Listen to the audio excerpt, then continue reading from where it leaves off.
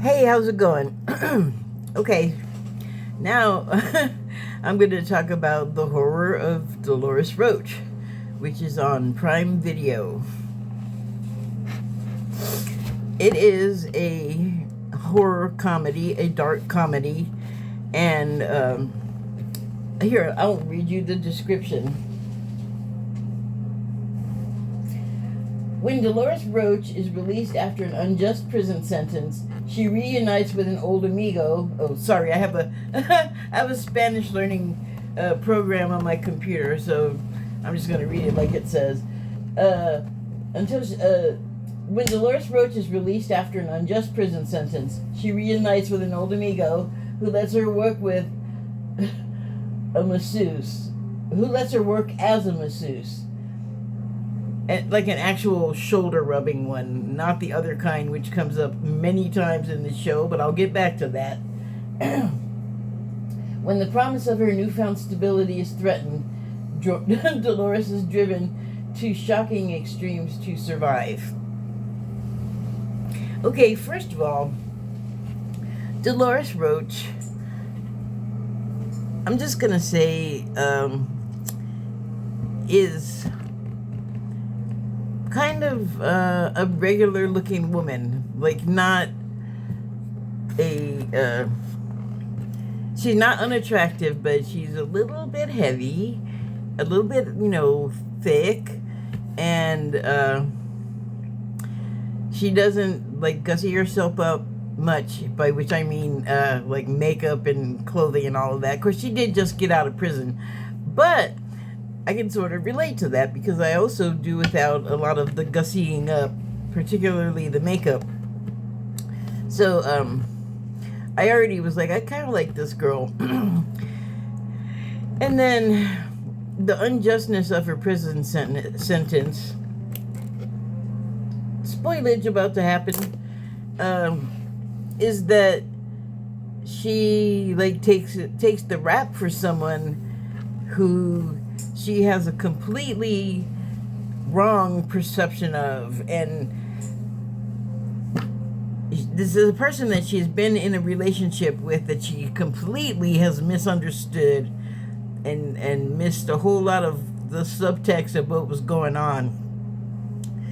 So she does time, and she really didn't have to. Like, she kind of stuck up for someone else so that they could be free. And then when she finally comes home, she's gone for over a decade. And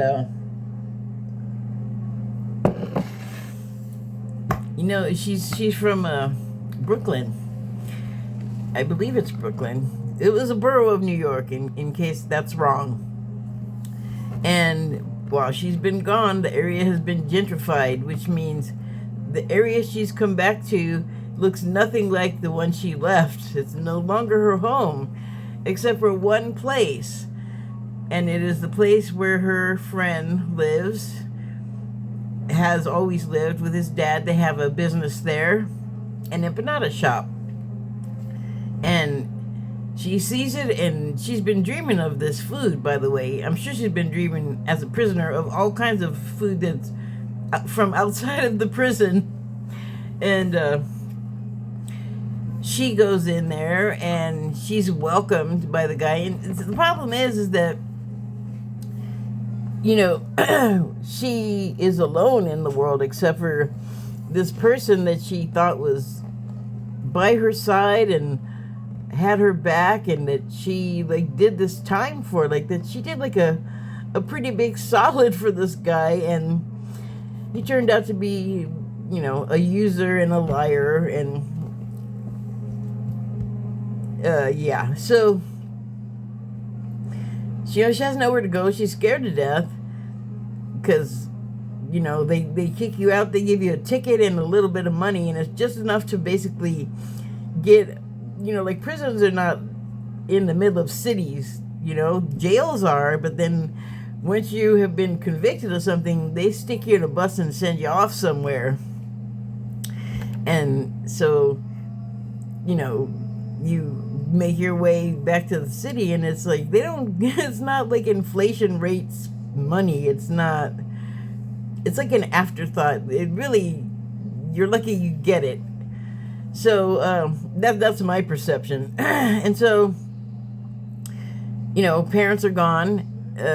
Everything is different. You know, hardly anything that was there, like, nothing looks the same. It's very disconcerting. That happens to me every time I go back to LA. It's like, where is everything? And oh man, like, it makes me not want to go back home anymore, because the home that I knew, no longer there, like nothing. Anyway, I'm not gonna get all into that, but it's disconcerting. And also to feel like you have no safety net under you, very also disconcerting. So she's in this state of mind, like, where am I gonna go? What am I gonna do? You know, she, you know, she doesn't have like a career skill before she goes in. Her skill was being a dealer's girlfriend, so that was the work she was doing. And so nothing beneath her, just stepping off a cliff, and it's frightening. And she's not a young woman anymore, which they don't go into that, but I can sort of understand like how fearful it would be. So anyway, she goes into the place of business that her friend owns, and he still owns it.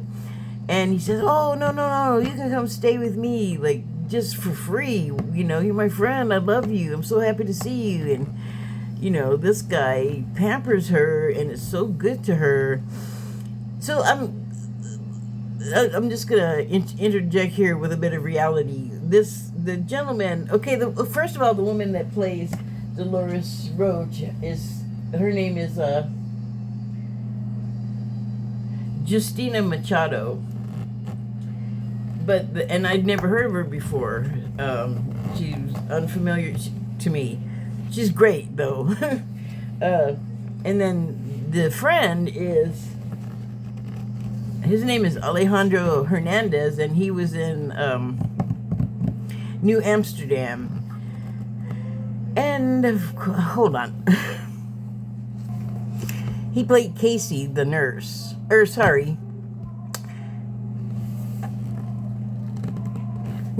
Casey, the male nurse. And he's a cutie pie.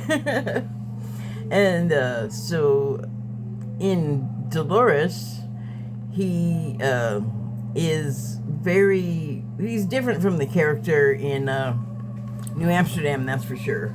He's not a combat vet that's been through a lot and seen it all.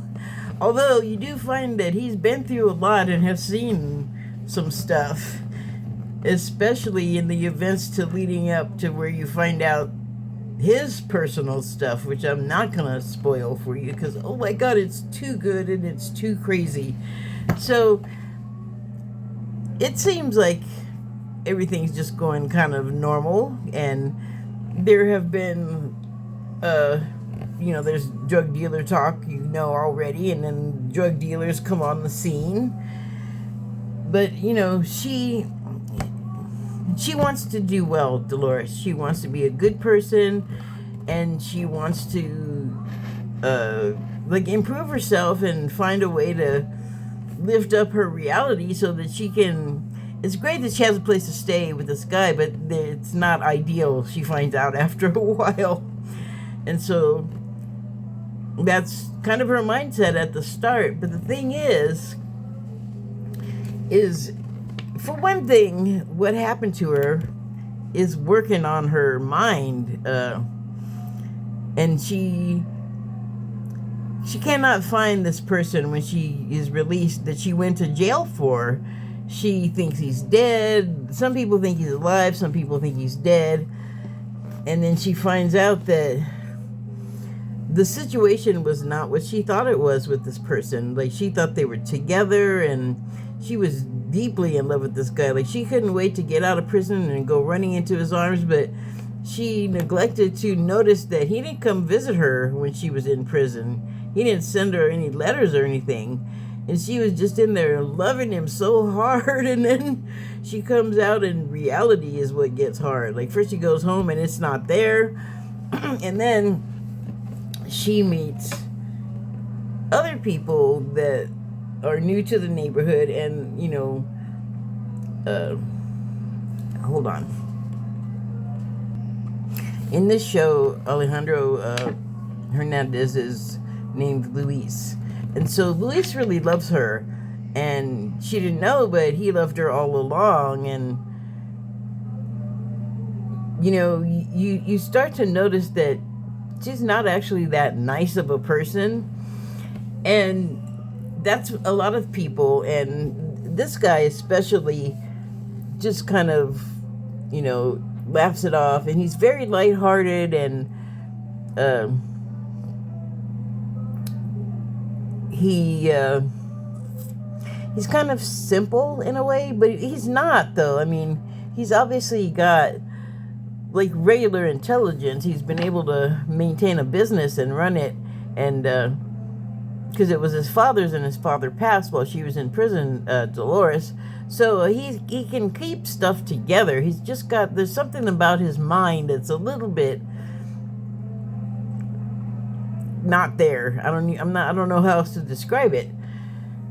And so Dolores finds out all of these truths, like one after another, about people, like what they think of her, what happened while she was gone, what was the reality of the situation with the lover man who didn't love her back and let her rot in jail. And there was a woman who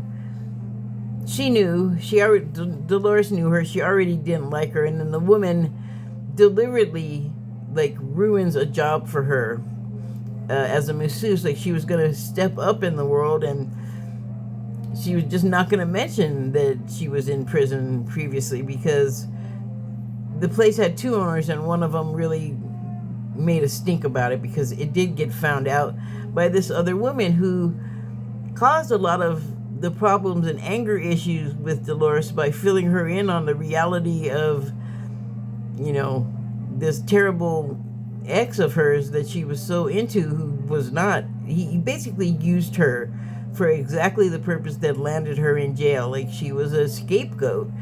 And this girl said that, oh yeah, I was with him after you left. Like, she basically took over her spot and let her know that, boyfriend was pleasing every woman in the neighborhood, because as this woman, to her own detriment, lets Dolores know, he apparently wasn't getting the pleasure enough at home, so he had to go looking elsewhere, which them's fighting words pretty much for any woman, even if the fight is metaphorical. That is, them's fighting words. So I mean, it's gonna put a damper on the relationship, on the friendship, which Dolores already didn't want. She had a name for her, which I'm not gonna say it on here because it's pretty awful, but yeah, it's a see you next Tuesday word. And this starts, so Dolores loses that job, but then she ends up being able to do it at the space where Luis has his store and residence. So I mean, it kind of works out. But what it does is it starts setting the tone for what's going to happen ahead. But Dolores was in a good place kind of on her own before all these other people kind of started happening to her, and she was getting angry. And like I said, it comes up that she's kind of mean, and this only, the stuff she learns only makes her meaner. And then her fuse is so short that in more than one case, the stuff that people are saying to her is just hitting her to the heart, and they're not realizing how profoundly hurtful what they're saying is to her. And she's already in a box. She's stressed out. She wants to, she's found a situation. She's found a place to be. She's found someone that really loves her and wants her there. And at first she's really like reciprocal about it, but then as she gets to know Luis better, she realizes that this is not ideal. Like, I don't think that this is going to continue to work for me, and she wants to extricate herself out of the situations she keeps finding herself in, because she knows that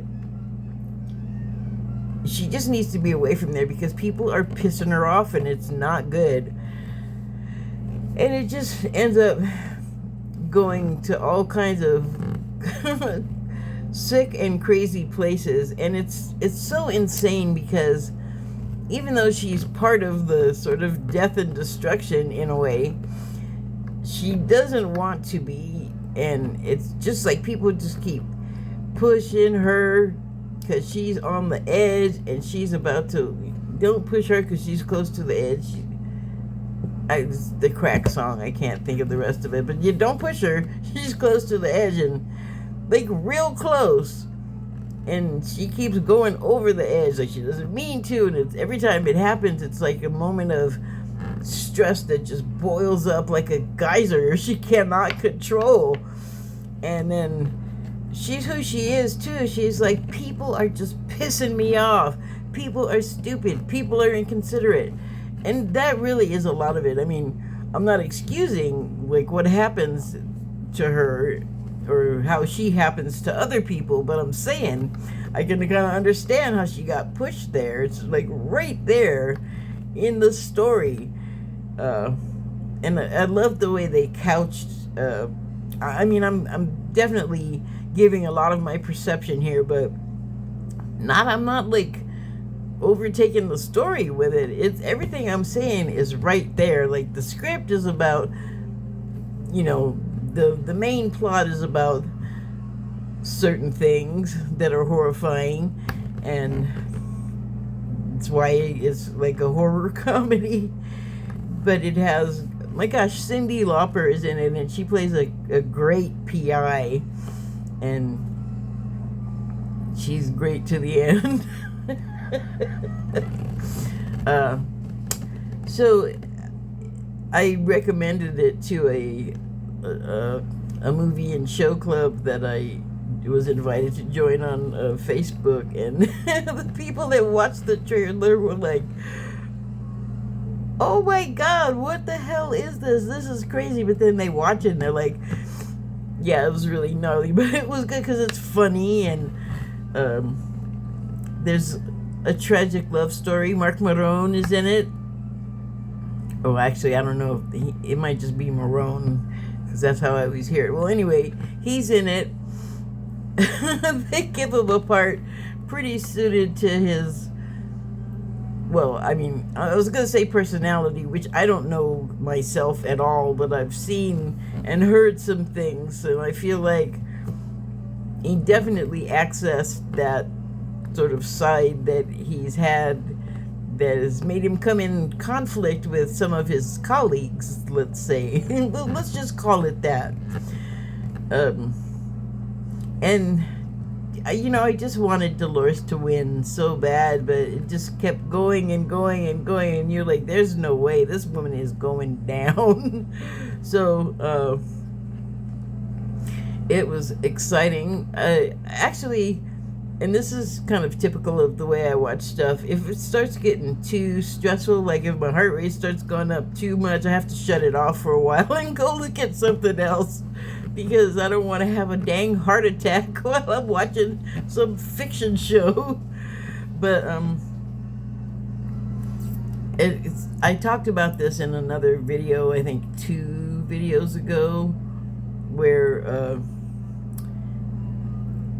the things that we will do to each other, because they're not as widespread as we think, they may be so much more widespread. Like in the case of this story, what happens and the indifference to other people, and the sort of like giving yourself permission to do things to other people that can't ever be undone. And I don't just mean to death. I mean, there's all kinds of pain and trauma throughout this story. And Luis's is most tragic of all, because all the guy ever wanted was to love and be loved, and it just didn't work out for him. And the whole show is kind of about how, for the main character, stuff just isn't working out. There's another, well, there's two younger characters that also play into the story, and they're like the vision of naivete and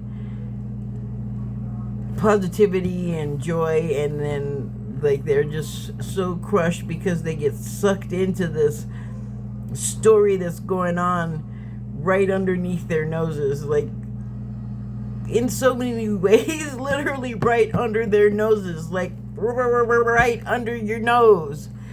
Yeah, it's a good one. It's definitely gonna make you feel uncomfortable. Well, it can. I'm not gonna say definitely, because I don't know you. I don't know what's gonna bother you or not. You may be completely unbothered by what's happening in this story, but like I said, it has happened in reality. It may go on for a long time before it's discovered in reality, so it could be all around us and we just don't even really know, like, what is going on behind closed doors with people. And so that is what I have to say about the horror of Dolores I kept saying, wanted to say Dolores Del Rio, Dolores Roach. I'm old. Never mind. But Dolores Del Rio, I don't know, look it up, then you'll see why I say I'm old. Okay. Thank you, and good night.